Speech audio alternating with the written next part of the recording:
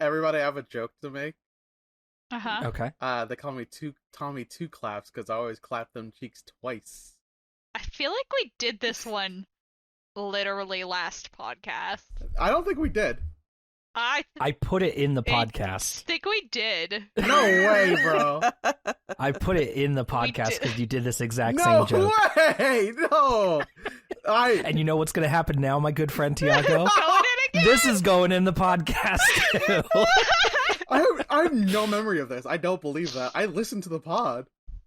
Me too, buddy. Me too. God damn it. All right, fine. Fuck it.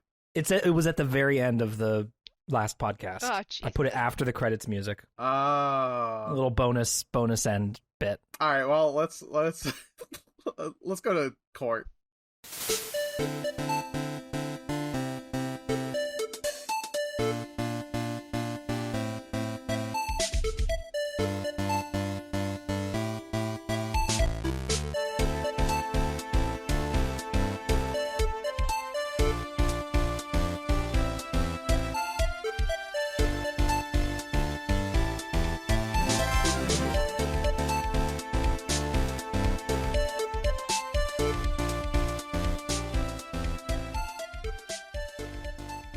Well, hello. Welcome to Updated Autopsy Report, a podcast from Yotsuben and Friends where we replay the entire Ace Attorney series with longtime fans and newcomers. I'm your host, Ben, and with me today is Dessy. Hello. And two friends of ours, Tiago Yo. and Rose. Hi. If you're a first-time listener, Dessy and I are the longtime fans, and Rose and Tiago are the newcomers. We hope that through both of our perspectives as we play through the series, it'll reveal new details and provide interesting commentary for a series that's near and dear to us.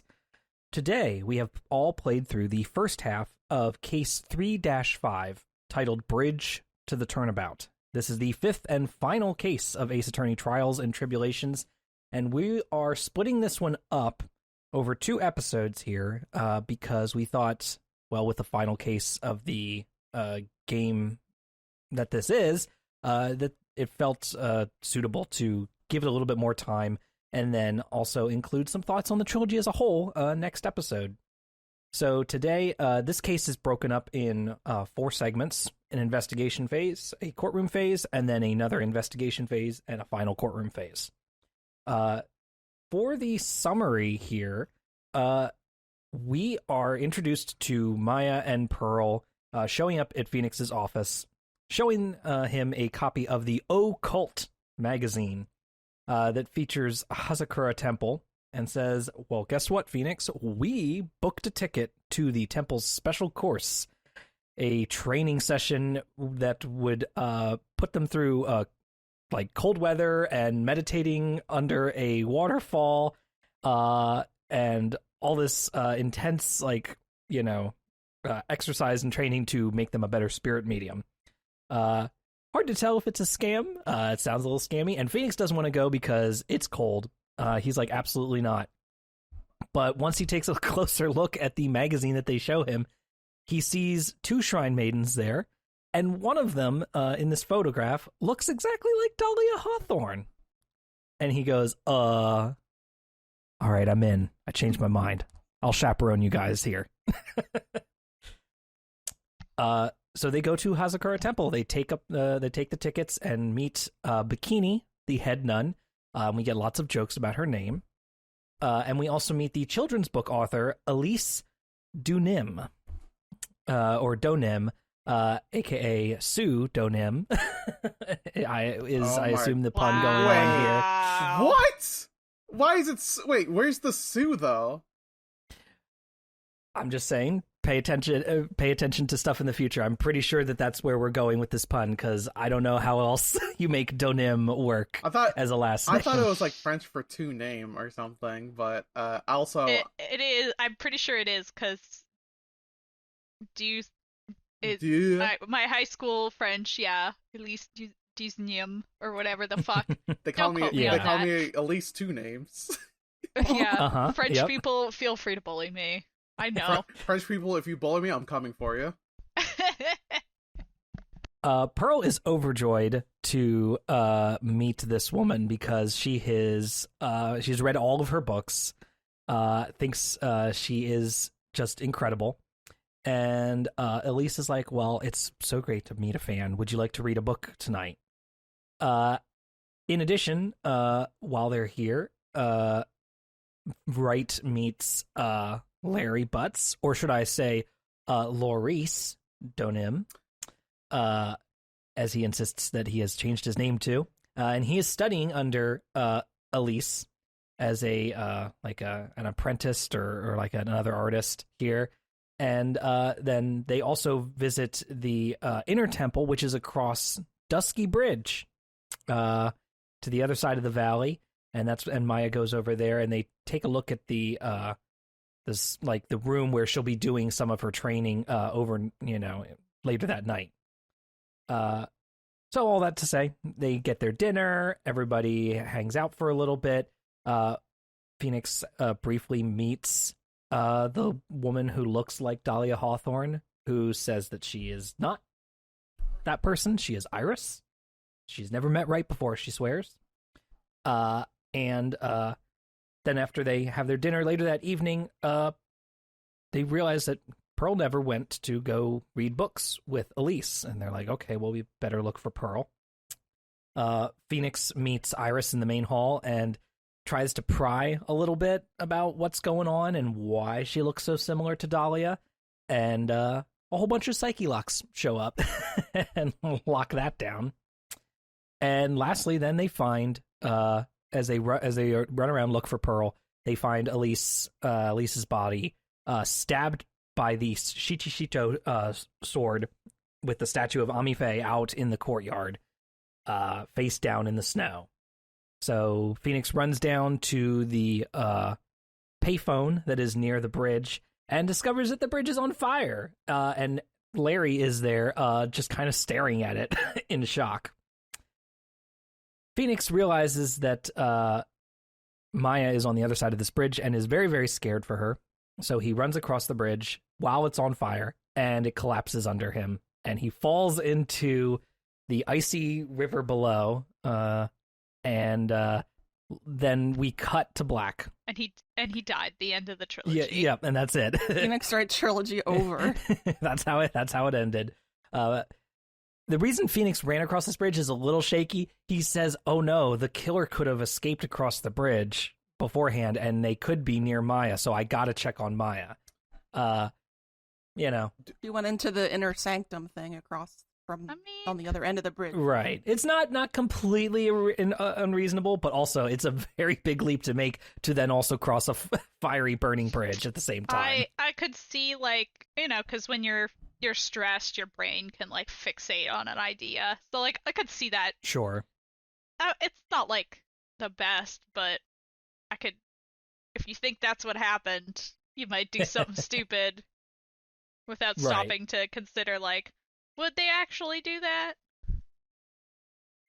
And so as the screen cuts to black, then we get a few moments, game pausing, and then you hear phone ringing.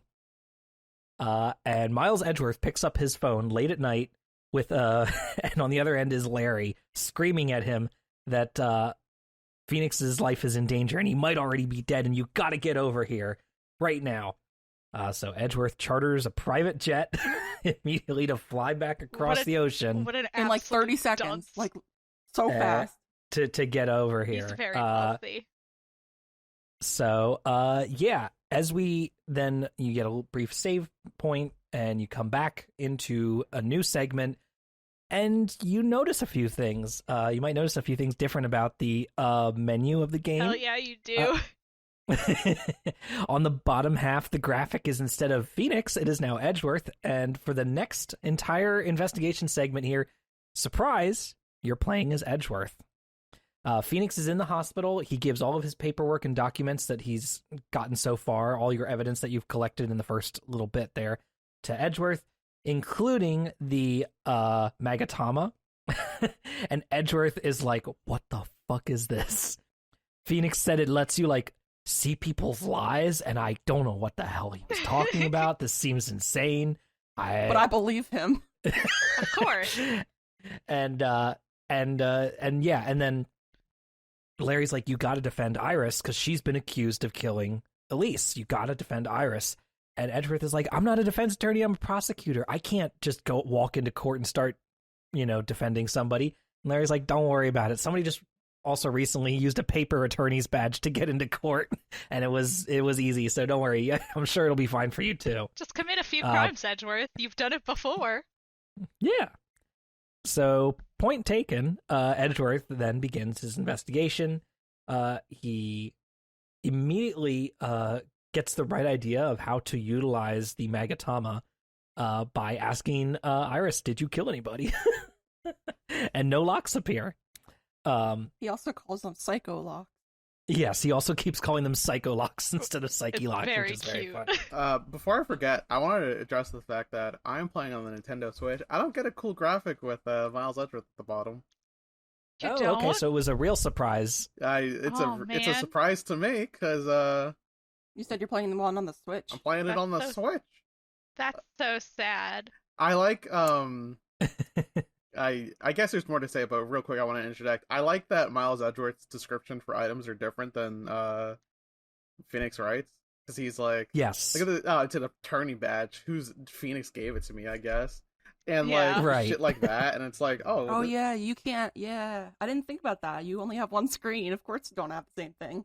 of course I don't have the same thing. I'm different. Yeah, there's I'm on the sad. DS version, there's a big button on the bottom, and when you tap to advance text, and the button has a faded like shadow of Phoenix Wright's silhouette on it. But when you're playing as Edgeworth, it has a small faded silhouette of Edgeworth instead. And So same- it's same just when a you- subtle thing. Same It's when not. you play Mia. Yes, exactly. When you're playing as Mia, it's her graphic down there. Oh so. shit, Mia also gets a different one. Mhm. It's her. Yeah, Well, it's how you know who you playing as, I guess. well, shit. And like I said, it's something really small, but they do customize things ever so slightly for each character. So yeah, Edgeworth starts hitting the pavement, and he meets up with Gumshoe, and they start doing a bunch of investigation work to figure out what happened to Elise. There seems to be some disagreements about what happened to her body, because it seems like it fell 2 stories, fell a story, and then was stabbed. And so you're dealing with some of that. You're also trying to figure out what happened with this snowmobile, because you notice that the snowmobile was moved. And then also Larry keeps hiding something from you. He clearly saw something, but he doesn't want to talk about it. And he's got multiple psycho locks on him that you cannot break during the investigation phase. And instead, you have to get to the court segment. And once you get to the court segment, you have to, after breaking down some of the earlier testimony from Bikini about different timings of who went where in this whole, temple and across the bridge, and who came back when, because Iris said that she never went to the inner temple, but Bikini swears that she saw her come back. So what's up with that discrepancy? And then lastly, also, you get to finally drag Larry out onto the stand and say, okay, I'm going to finally get you to reveal what you saw, Larry. And he's like, okay, well, guess what? I made a drawing of it. So here's my drawing. And what it is a bridge with an illustration of somebody seemingly flying over the bridge as flames lick around the whole thing. And it's a little figure that appears to be Iris, like with the little, nun's hood on, kind of soaring over this bridge. And everybody's like, what the fuck? And Larry's like, I swear, she flew. And everybody's like, okay.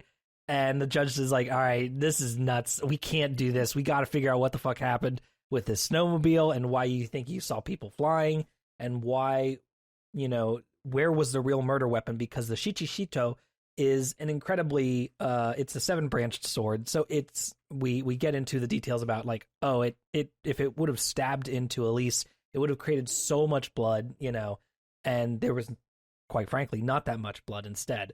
So there must have been a different murder weapon. So that's what we're set up with. Is kind of like the hanging parts that Phoenix needs to investigate in the next segment as he recovers in the hospital room and starts to go out on his own. So sorry, you were about to say something, Tiago. Yo, this case is fucking wild. I very rare. Like, I think the last time where I truly had no idea what the fuck was happening was like case 1-5, right? Because like every other case, like when you get halfway through it, you can kind of see where the threads are like lining up, right? And this one is like, all right, so there's 2 irises probably. Maybe she's a twin sister, and maybe Dahlia's here. How the fuck did the nun see the lady get stabbed, but then she got stabbed again? What the fuck was that? Are there ghosts involved? Is it a ghost thing? It's gotta be a ghost thing, right? Was Lady Bikini hallucinating? Is Dahlia dead? And Maya was channeling Dahlia, and that's why Bikini saw another iris? What the fuck is happening? Like, I've never been so lost in a case where I'm just like, the only thing I'm almost sure about is the fact that I don't think fucking Larry saw someone fly. I think because his head was upside down that he saw someone fall from a bridge, and because he was looking at it upside down that I like it. It was flight. Because I was thinking like, oh, somebody got hit by lightning, so they went flying. Like, that was like all I could think of. Does that mean? But that would imply that either Iris or Dahlia got struck by lightning, and is on the other side of the thing. I don't know. Maya's dead? Like, she's been under a waterfall for like 2 days. So like, yeah, Maya's probably died by now. And Pearl, sad. I'm so scared that like somehow this event was like Pearl channeling somebody, and that's why we don't see Pearl, and then now Pearl's dead. I really don't want Pearl to die. I don't think Pearl will die. No, they're not gonna kill Pearl. She's no child death. They can't kill children. They literally can't. Or they have to change the rating. Yeah, that's true. That's M. I just like, I got so concerned for Pearl because I'm like, where the fuck is she? It's very cold out. I am worried about that. I'm worried she's like comedy, like cartoon style frozen in an ice block or something. Good thing I'm glad she's I'm worried in there about. and I'm out here. God damn it, Des! I was trying to get that out. She's in there and we're out here and I'm flying over the bridge and that's the attorney. Oh. And the attorney is falling. The attorney is falling. Yep. I think playing as Miles Edgeworth is actually kind of amazing because I like hearing his barks. I was so excited. Yeah, he has his hold it voice. It sounds so British. Also, very important to note that Godot does not face Miles Edgeworth because Godot doesn't give a shit about Miles Edgeworth.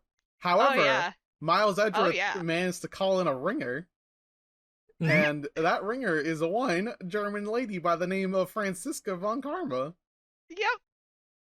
So you get Miles. What he does is he explicitly tells Gumshoe that he pulls some strings. He gets a different judge who has only met him once or twice, aka the Canadian judge. I miss Old Man Judge. I'm really Canada. afraid that we're not going to see Old Man Judge by the end of the game. We have to. He has to be in the last case of the trilogy, right? If he isn't, I'm legit kind of upset. Because he's like I don't like Canada Judge anymore. They show up this mysterious guy who looks like another guy from the past, and then he just disappears. Oh my god, I want Old Man Judge back. So, but yeah, and Edgeworth says in addition to getting the judge switched, he also gets the prosecutor switched. And it's very easy because, yes, Franziska is like, of course I would take any opportunity to beat my brother, my adopted brother into the ground. Yep. Doesn't he tell her that she's going to be facing Phoenix? And that's the only reason she came over? She says something to the effect of like, oh, I thought I would be facing Phoenix, right? Mm-hmm. I don't. Oh, okay. I thought so. Maybe he does lure her in with that, but yeah, I thought that he did say that that Miles was like, yeah, you're gonna be facing me because I think at any opportunity, Phoenix Wright would. I think Franziska von Karma would just. Isn't the whole thing is that she has a grudge against Miles Edgeworth and not Phoenix? I mean, I'm sure she. Well, Phoenix personally defeats her in court. Yes. Miles can't do that because he is also a prosecutor, so they're never actually against each other. I know. She wanted to prove that she could beat Phoenix, who was somebody who Miles could not beat. I basically. see. Okay, so like that it still all comes back to beating Miles, but just in a roundabout way. Yes. She wants to beat up both of them. She has a grudge against both of them. She whips So- the judge. She whips Larry, who honestly deserves it. Yeah. Bikini, That was a lot going on there. Bikini's an interesting character. I kind of like Bikini. Her Bikini's great. animations are pretty fun. Yeah, her sprites are really good. She's Yeah. like legitimately like I actually like her. Like her when she like screamed, I was like, oh my god, you're animated, dude. Relax. Yeah. To be clear to folks who haven't looked or played at any of this segment of the game, Bikini is another nun. She's shorter and a bit more like she's portrayed a bit, more rotund. Which, thankfully they don't really lean into too much as far as comedy goes. So there's not too many like fat phobic jokes or anything going on with her. Most of the jokes are like she's older, which Right, also she just not talks about great. her also back. Like, she's short. yeah. She's like Doraemon. So they get her some crates to stand on, so that she can get up onto the witness stand and that sort of thing, and be up at a proper height. And indeed, her sprite was intentionally made shorter to save on space in this game. They literally were like, "What character could we save some sprite space on?" And they're like, "Well, if we make Bikini shorter." Wow. Cut out half of her I sprite. We could save a couple kilobytes, so they did that, and they just wrote that into the character. And which we had to is do kinda that funny. instead of getting a young Gumshoe. You know, what I was thinking about the other. Well, listen, I was gonna, go ahead. you know, what I was thinking about the other day. I'm never gonna forgive him. Is that I was listening to someone on YouTube and they're just like, don't you remember when the game where Gumshoe was kind of hot? And whenever I hear that sentence, I think about you, Jess. Which, what are they talking about? He's the same in every game. Exactly. Yeah. Gumshoe's cool.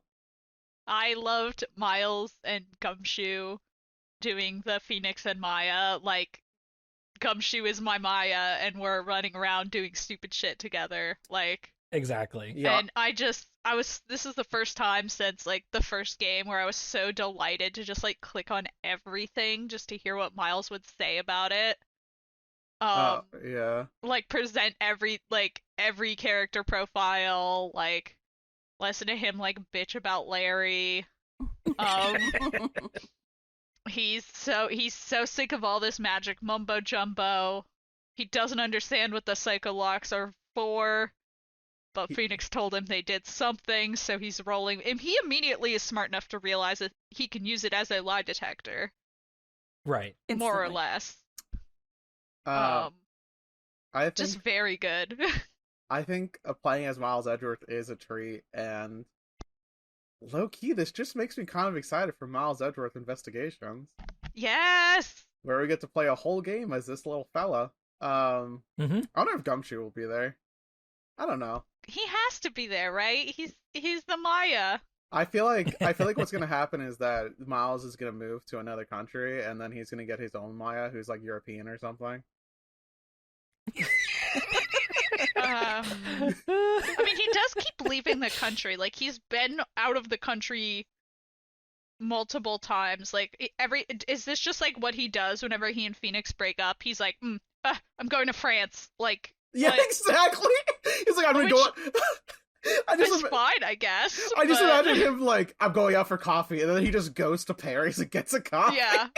He's so, you know. He just goes there for like a quick coffee lunch and comes back and be like, all right, I had some time to think about it, and we're just debating lunch, like. Yeah, just like, oh, we broke up, so I'm going to Europe again. Goodbye. I will now visit the Alps. Yeah.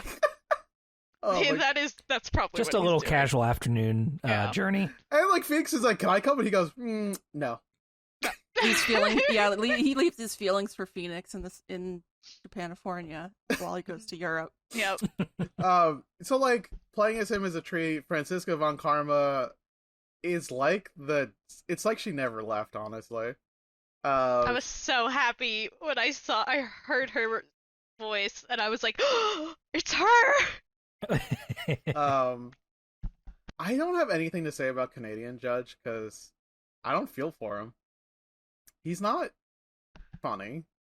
I wish that I know why he's there, but I wish he was funnier. I have nothing against him being Canadian. I have something against him being not funny.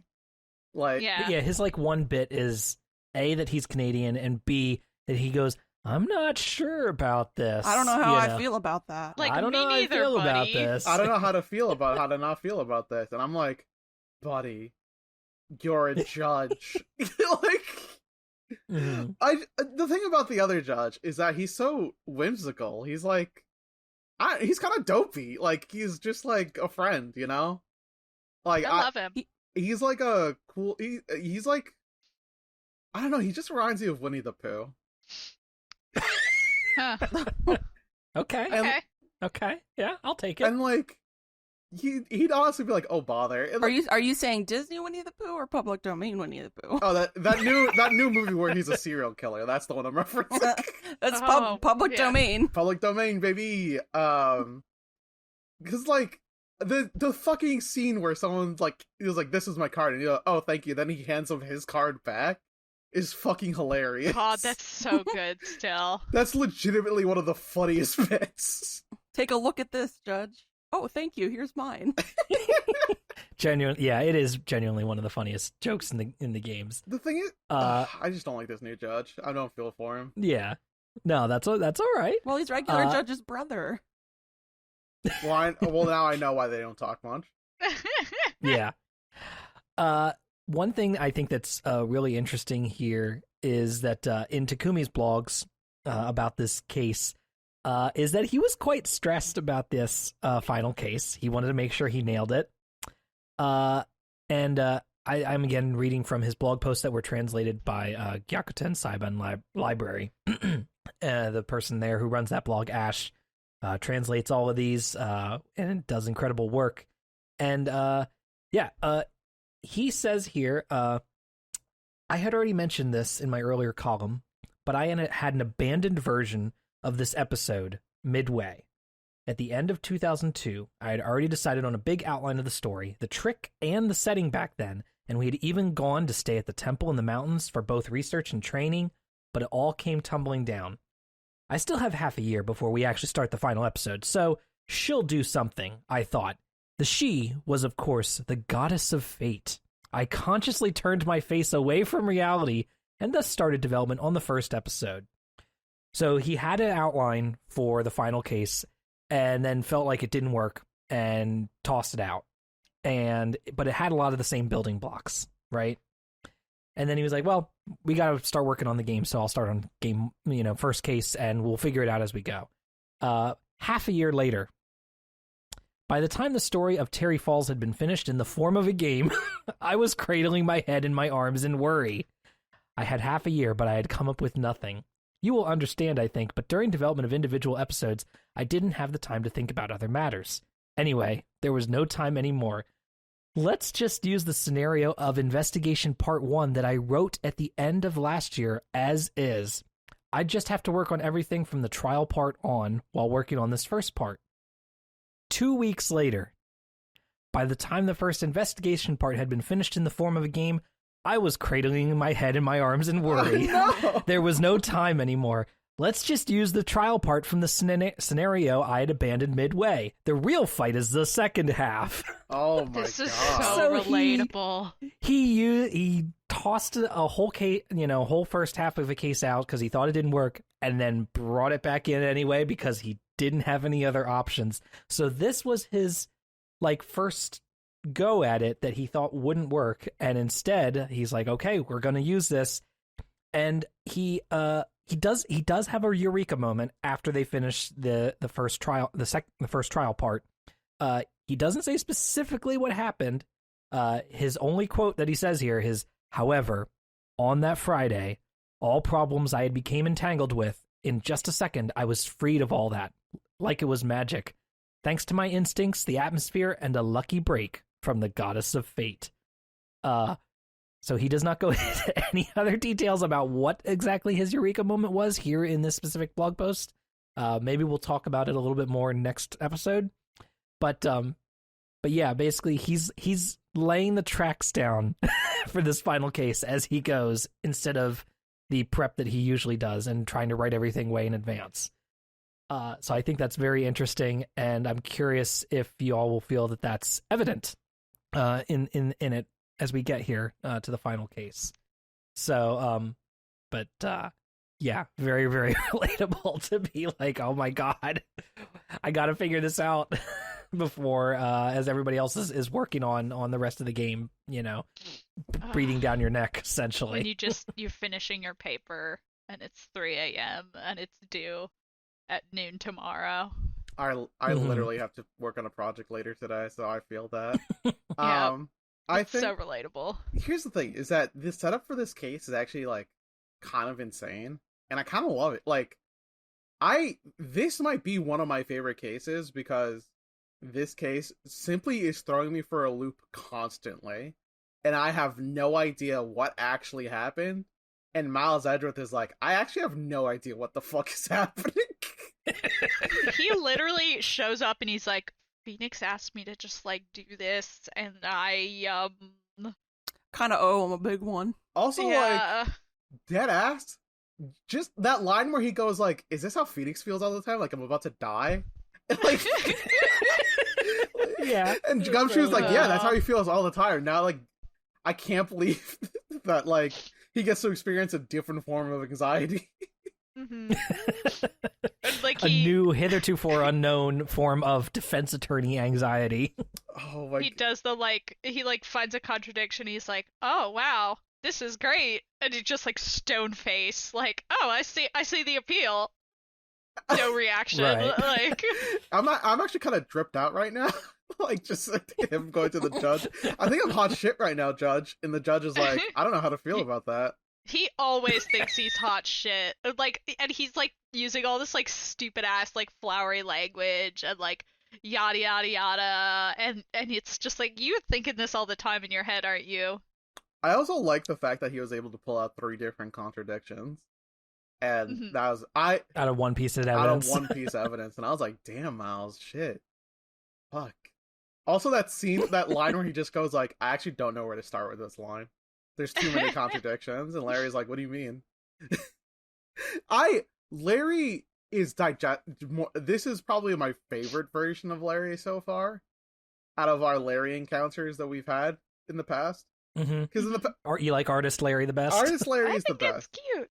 I thought his sketch wasn't too bad, honestly. I think this might actually be his thing. Like, It's a fully rendered painting. Like, there's color and everything. Yeah, like, Francisca goes like, this is actually better than I thought it was going to be, and I was like, me too, Francisca, me too. We all thought it was like, because Larry's always been kind of like a craftsman, right? Like, he built that statue clock that killed Mia. Yeah, he's crafty. He got the Steel Samurai balloon up with all the banners and stuff like that. He's a crafty fella, so like, I think he just needs to put himself. I think honestly, he has ADHD, and needs to put his outlet into a creative form. You know what I mean? He also does have terminal simp disease. He does also have terminal simp disease. He needs to get it back. Yeah, he needs an artistic outlet instead of chasing women. I like that. This time he didn't say any egregiously creepy comments, and I do appreciate that. Yeah, he actually does seem to be like respecting Iris as much as he possibly can. And like, he still thinks that he's going to marry her already, though. Yeah, that is a problem. He's a dipshit. I do like that when he has a conversation with Maya, though. That like every time he like compliments Maya, it's more like you like compliment your like cousin, like, "Oh, look at you, you're looking more adult every day." You know what I mean? Like, it's like, I don't know. This is the most like I want to say normal because Larry is nothing but normal. And like the scenes where he's like, "This is it, Miles. I'm gonna battle you to the finish here as a childhood friend," and Miles is just like, "I actually don't like you." when you present, because I again spent a lot of time presenting every possible profile to Gumshoe to hear what everyone had to say. If you present Larry's profile, Gumshoe like talks about Larry for a little while, and then he's like, "Oh, Mr. Edgeworth, sir, you don't seem very interested in him." And Miles is like, "I'm not." And it was just... And if you present Maya's profile, I think Edgeworth makes a midichlorians joke about... Yeah, that was... He was God. You fucking dork. You nerd, Mr. Edgeworth. Huge episode. Yeah, if Edgeworth knows about midichlorians, then... He knows, and he made a joke nerd. about him. So wait, does this imply that like Miles Edgeworth is actually like a huge sci-fi fan? Because I know early in the series he was like, "Yeah, I'm a fan of the Steel Samurai," but I thought he was just saying that to be polite towards the actor, which is like something he would do, just lie to be polite to a person. Well, he did have that Steel Samurai figurine in his office. Yeah, but he received that as Yeah. a gift from old lady Windbag. And So do you think he would have kept it if he didn't like it? I think he would actually feel some sort of moral obligation. He would. He is the type of person who would be like, I have to do this because someone gave me a gift, even if I hate it. I don't think so. You don't I think think so? he's an asshole. I think he would put it in his storage room, but he displayed it in his office. Yeah, that's fair. That's fair. So like, Miles Edgeworth, huge sci-fi fan, loves going to San Diego Comic-Con. Um, I God, actually playing as Miles Edgeworth made me like Miles Edgeworth a lot more. Like I always kind of liked him, but like playing as him is Every actually inherently hilarious. every episode you're like, I think I like Miles Edgeworth now. You listen. He's a little bit more tolerable every episode. It turns out when a character has growth and depth, they're interesting to play Yeah. as. Who knew? I didn't like him. I didn't like him at first when when I first started playing the game because he was so obnoxious. Yeah. And then I played the game where Franziska shows up, and I'm like, wow, I actually kind of like Edgeworth now. Yeah, you kind of miss him. And then like Yeah. he comes in and then you get to play like little baby Edgeworth this game. You get to see him. Baby Edgeworth. I want to imagine that they're like I just had this very silly thought process, which was like, if there was a Phoenix Wright gotcha game, there'd be so many different versions of Edgeworth. They would be like, They don't make gotcha games; they just keep re-releasing the trilogy. yeah, that's true. I don't want God. them to make a gotcha game. I mean, I don't- what would they do a gotcha game with Phoenix Wright? Like, what are they gonna do? Like, oh, you roll for Phoenix and now you gotta solve a murder? Like, that'd be not a good gotcha game. No, I mean you don't do anything in the gotcha game. You just roll. That's not true. It would There's, be like, an it would be like RPG. a Steel Samurai gotcha game. That, you know what? That would actually be kind of sick if there was a Steel Samurai gotcha game and you get to play as like all the Steel Samurai versions. You remember the last time there was a Steel Samurai? He was like a bad guy. He was like, It's Yeah, true. he murdered someone. yeah, and then like Edgeworth was there. I just started thinking about that.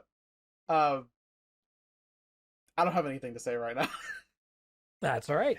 I will say then, as far as the like the whole of this first half here, then, I think personally, I think this is a really like compelling start, and it sets up a lot of like pieces on the board. From a storytelling perspective, I can see like, okay, you're putting a lot of pieces on this board, and we're gonna try to use them, however you can. And yeah, you got to bring everybody back in. You got to have Maya here. You got to have Pearl. You got to have Larry, Edgeworth and Gumshoe. Like, you got to kind of get all the hits in for this, You know who's this not final here? case. The original judge isn't with us. The whole party, the whole gang's not together. He's got it. He's coming back. He's got to. You know what? He's the killer. You know who we're. No, I'm kidding. Yeah. Yeah. Speaking of predictions, then, does anybody have any predictions for how they think the rest of this case is going to go? Because we typically don't get to talk about Yeah. a case mid-case, so I have a couple of ideas. One of which I outlined already, which was, of course, somebody got hit by lightning and flew across the bridge. I Mhm. love Tiago's concept of Larry seeing someone falling because it's upside down. Yeah, Right. like I think that's a really good bet. I think somebody is possessed by somebody's spirit, and Yeah, there are a lot of spirit mediums in this one. there's spirit mediums. Iris gives you her demon protection hood, mm-hmm. like. to make and- her and possessed then- by a demon. Yeah, does she get possessed by a demon? Who's the demon? Like, has Dahlia just been Satan this whole time? I can't imagine that's it. Dahlia Hawthorne got fucking killed in prison and is now possessing Iris. Yeah, like that makes sense. Dahlia died and is possessing Iris seems reasonable. Iris being her identical twin. Out of context, though, it does not make Yeah, Iris being her identical twin, crazy. and it kind of makes sense. We haven't seen Mrs. Morgan Fay anywhere. Yeah, they did. Pearl's they mom, did set her up to be a big baddie, like the Thanos. Yeah, so she could be. I don't think she's Iris being possessed by Dahlia. I don't think that's it, but it's, I think, not unreasonable. What's up with Elise? Maybe Elise is Morgan. What do we know? What if Elise is Misty Faye? Because what's up? What if Godot is Misty Faye? That's what I want. What if one of them could be Misty Faye. You make a good point. Because, think about it. There's the painting of Misty Faye, and then there's the fact that, Maya has not seen her mother in, 10 plus years, so she wouldn't recognize her mom. And then there's, a reason that Elise Denim came here to fucking... and she was paying a lot of attention to Pearl and being sweet for her and seemed genuinely concerned that Pearl was missing. Yeah. Okay, Elise could be Misty. Anybody could be Misty. What if Godot is Morgan Fay? What if Morgan Faye's dead is possessing Iris? Here's the thing that gets me the most, right? First of all, that's not going to happen. That last thing I just said is probably not going to occur. I'm just there hasn't been a payoff for Morgan Faye, right? Because I feel like there has to be a payoff. Yeah, she wants to kill Maya.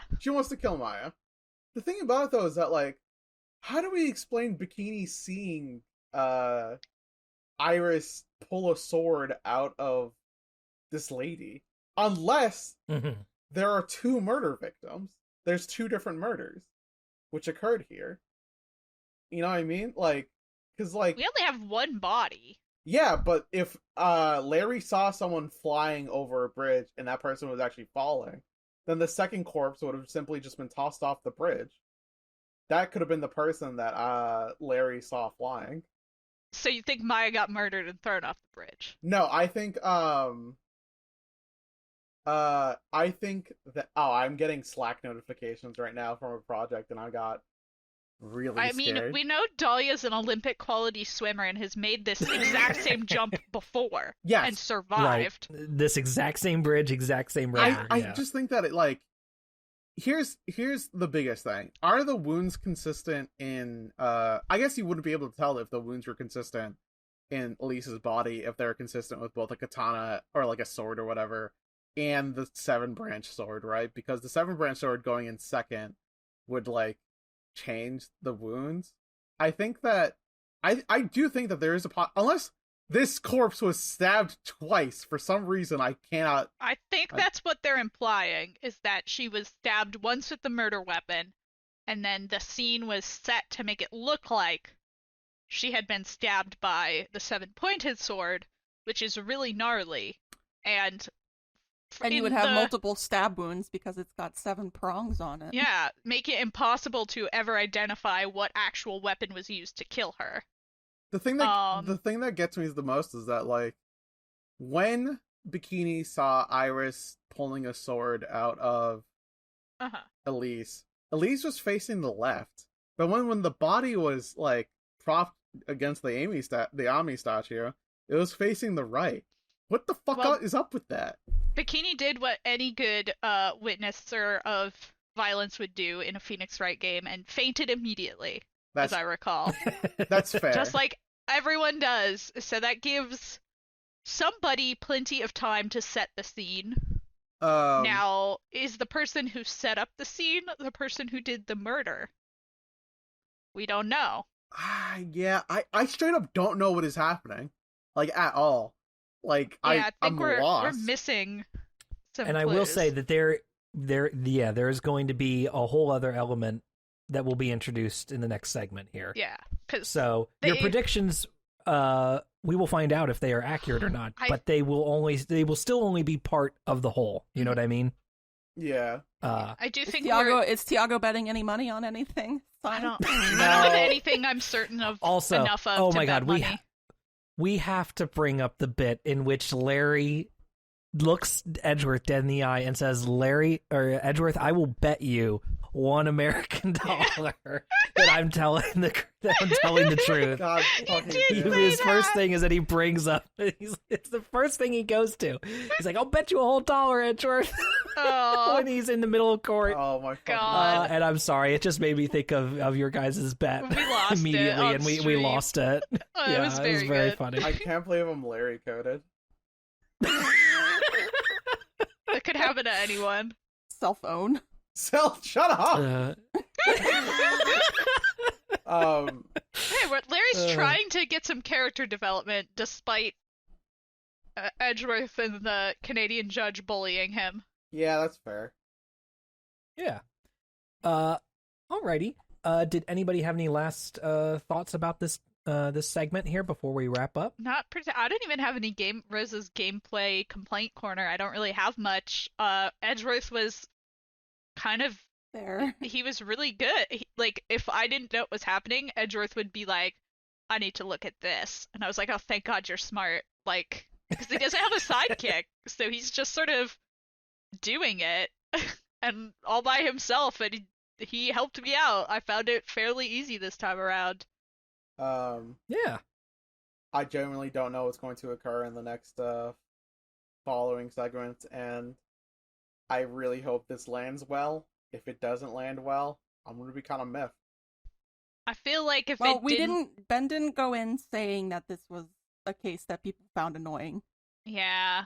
I think we did warn you last time that was the case. I have a feeling that if this case landed really poorly and sucked, we might not be doing this podcast right now. That's a reasonable guess. Because I don't think that Phoenix Wright would have evolved into the beloved classic that it is now. What? I think it was a classic, and yeah, I guess there's no way to know unless we finish the case. Yeah, I mean, they got more games afterwards, so yeah, we will see what y'all think as far as resolution goes. But personally, I was always fairly satisfied with how this ended. But we will see, depending on what the rest of you think. Go ahead. The finale on all three of these cases I don't think are bad. I just had the complaint for the first one. It's just that it was too long, but it's because the end of the first case was supposed to be in the second game. And I think generally, Shu Takumi is really good at writing climaxes. I think he's really good at it. These ending cases have always been really solid, and I'm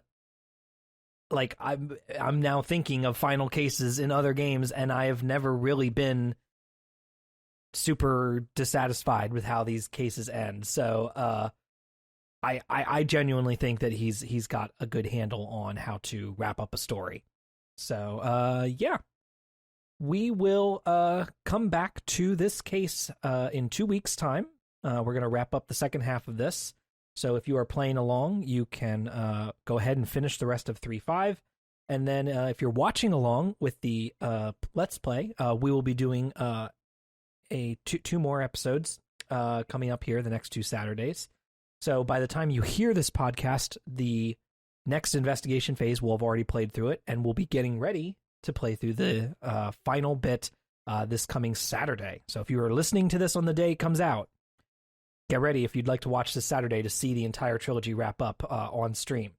If you want to get alerts and keep updated on everything that's coming out, you can follow us at Ace Attorney Pod on Twitter. And if you'd like to follow me, you can follow me at Yotzben. Dessy, where can people find you? At Yes, This Is Des on Twitter. And Tiago? You can follow me at Tiago S. Dutra on Twitter. All right. And Rose? You can find me at Traumarts on Twitter. Please buy my art. You can also find me at Rose Nonsense. Okay. Thanks, everyone, for listening. We hope you'll rate and review us on Apple Podcasts, Spotify, or your favorite podcast platform. Next episode, like I said, we'll be wrapping up with the second half of Case 3-5. And we'll be also wrapping up the whole trilogy, and we'll be talking about also our thoughts for the trilogy as a whole. And yeah, I think it'll be a lot of fun. We'll see you next time, everybody. Bye. Bye. Bye. God damn it.